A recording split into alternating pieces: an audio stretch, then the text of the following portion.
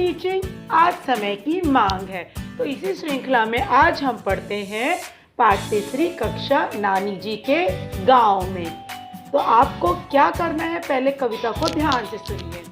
हमने खूब बिताई छुट्टी नानी जी के गांव में, हमने खूब बिताई छुट्टी नानी जी के गांव में। अमराई की सघन छाँव में बैठ मजे से खेले हम, पके आम खाए जी भर कर, हिला टहनियाँ पेड़ों की हम। आया खूब मजा है हमको नानी जी के गांव में, सुबह शाम पकवान मिठाई नानी जी हर रोज खिलाती।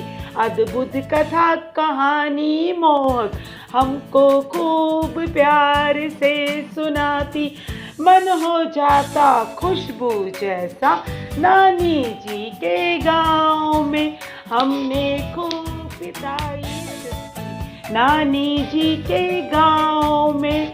तो बच्चों, इस बार तो छुट्टियां बहुत लंबी खींच गई और आप लोगों ने खूब सारी छुट्टियां बिताई। हाँ, लॉकडाउन की वजह से आप नानी जी के गांव नहीं जा पाए, लेकिन आप जाते हो ना, नानी जी के गांव जाते हो, आपको सब पता है नानी जी के गांव में।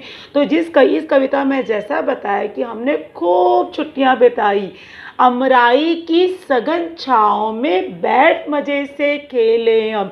अमराई यानी क्या? जो आम के पेड़ों का बाग होता है उसे कहते हैं अमराई, जहाँ पर आप बैठकर खूब सारा खेलते हो और खूब सारे पके आम खाते हो। और बच्चों, आपको जब आप गांव जाते हो आपकी नानी जी के पास, तो आपकी नानी जी आपको मिठाई खिलवा कर, मेरा बच्चा आया, कुछ ये बनाती हूँ वो बनाती हूँ, ऐसा कहते हैं ना। तो सेम बात यहाँ पर आपको, यहाँ पे इस कविता में कही गई है कि हम बैठ मजे से खेले हम अमराई की सघन छाँव में, और हमारी नानी जी ने हमको कथा कहानी सुनाई और बड़े क्या बनाए, अच्छे अच्छे पकवान। तुम्हारी मम्मी ने कौन कौन सी कहानी सुनाई है?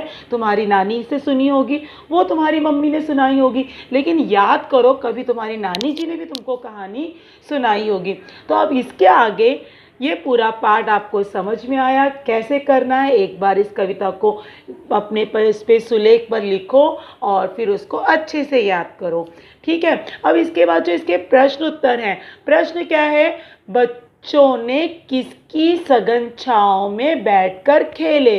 तो किसकी सघन छाँव में बैठकर खेले बच्चे? सही बात, अमराई की सघन छाँव में। दूसरा प्रश्न यहाँ पे दिया है, बच्चों ने जी भरकर क्या खाया? बताओ, बच्चों ने जी भरकर क्या खाया? बिल्कुल सही, उत्तर में क्या आएगा आपके? पके आम।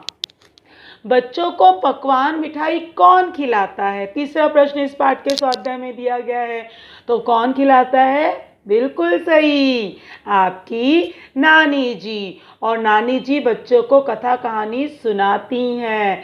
कैसी सुनाती हैं कथा कहानी? मोहक और अद्भुत।